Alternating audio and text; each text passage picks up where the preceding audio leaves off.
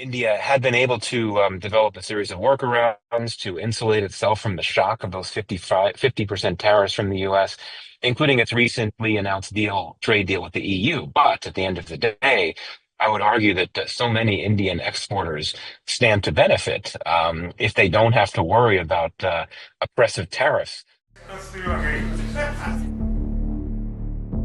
We miss you. We missed you a lot. We'll be charging a discounted reciprocal tariff of 34%. I think, in other words, they charge us.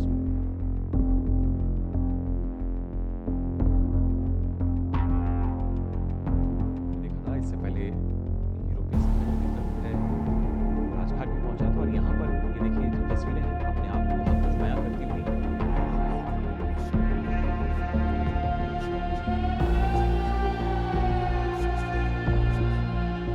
After slapping a 25% tariff on Indian goods over Russian oil purchases, the US has reduced its tariffs to 18%. Both countries have signed a trade deal that cuts tariffs on key Indian exports.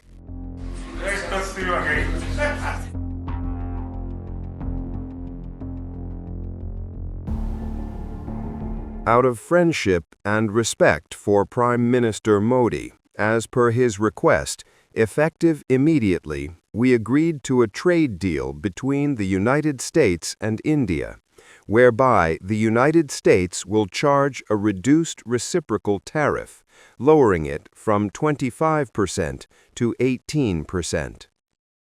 This comes after India signed the mother of all deals with the European Union.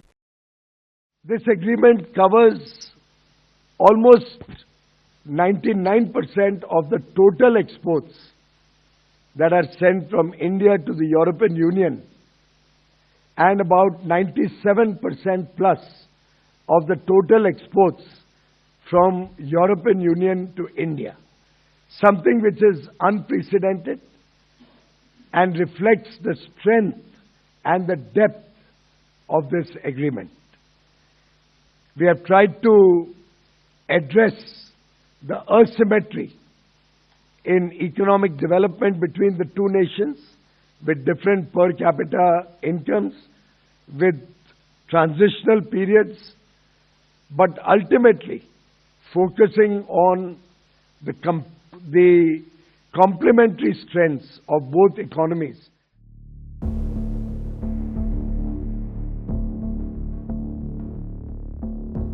India had been able to develop a series of workarounds to insulate itself from the shock of those 50% tariffs from the US, including its recently announced trade deal with the EU. But at the end of the day, I would argue that so many Indian exporters stand to benefit if they don't have to worry about oppressive tariffs coming from the US, a top export destination for so many Indian goods. Experts predict better job opportunities for the Indian citizens.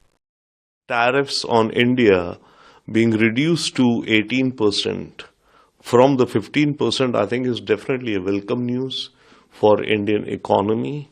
It's good news for jobs in India because every 1% of tariff in America means about $1 billion loss of our exports.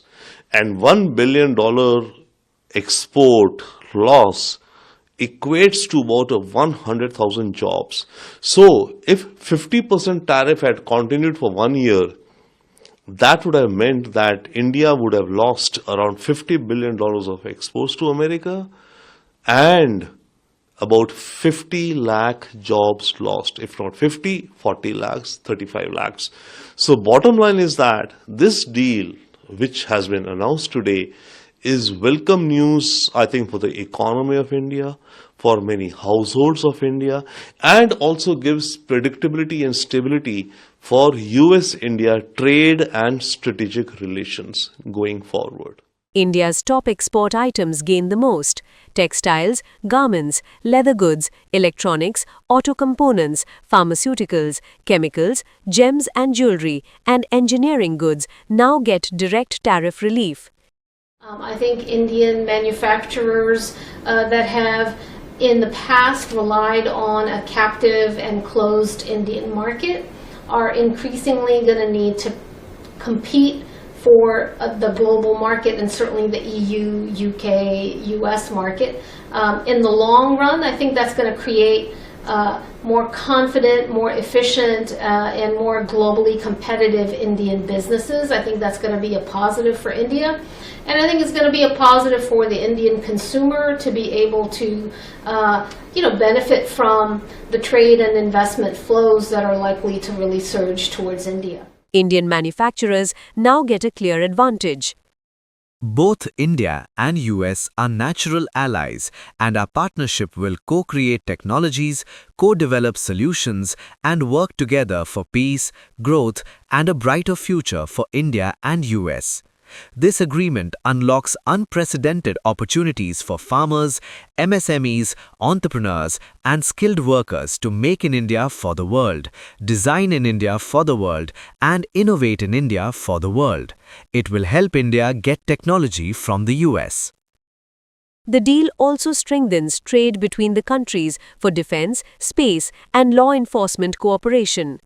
Continue to see collaborations in a variety of sectors, from space to defense to law enforcement and other areas. But let's be very clear: the relationship has really been sputtering, and getting this trade deal had been such a key priority for both sides since that meeting that Trump had with Modi, just a few weeks into his second term in office.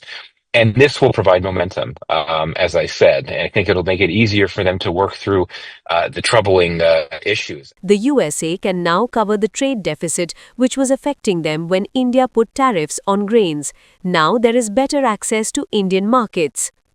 First and foremost, the United States wanted India's commitment to buy a certain percentage of American goods to make sure that that trade deficit starts to get repaired, because the United States has about a 2-to-1 trade deficit with India. For India, there's staple grains that are simply a no-go. Strong red lines politically that we know Prime Minister Modi can't cross.